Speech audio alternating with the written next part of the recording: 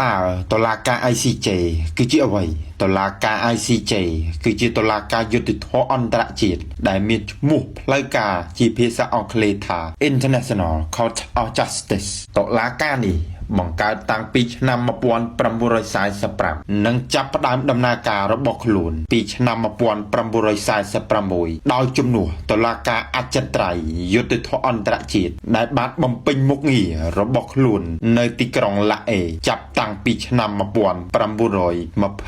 ក្នុងនាមសង្គមប្រជាជាតិតុលាការ ICJ នេះមានតួនាទីដោះស្រាយរឿងវិវាទពាក់ព័ន្ធរវាងទំនាស់រដ្ឋនិងរដ្ឋជាក់ស្ដែងកម្ពុជាក៏ធ្លាប់បានដាក់ពាក្យបណ្ដឹងជាផ្លូវការទៅតុលាការនេះផងដែរពីបទដែលប្រទេសថៃបានបំពេញយកប្រាសាទព្រះវិហារក្រោយមកនៅថ្ងៃទី15ខែមិថុនាឆ្នាំ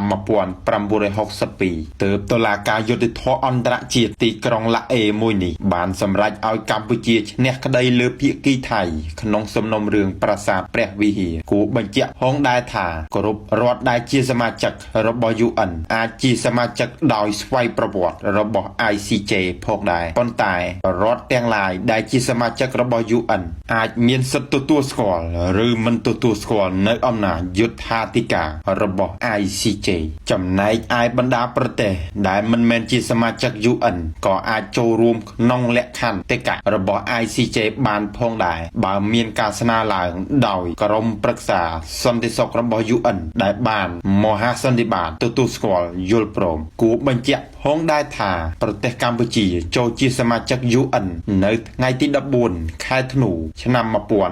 1955នៅខែកញ្ញាឆ្នាំ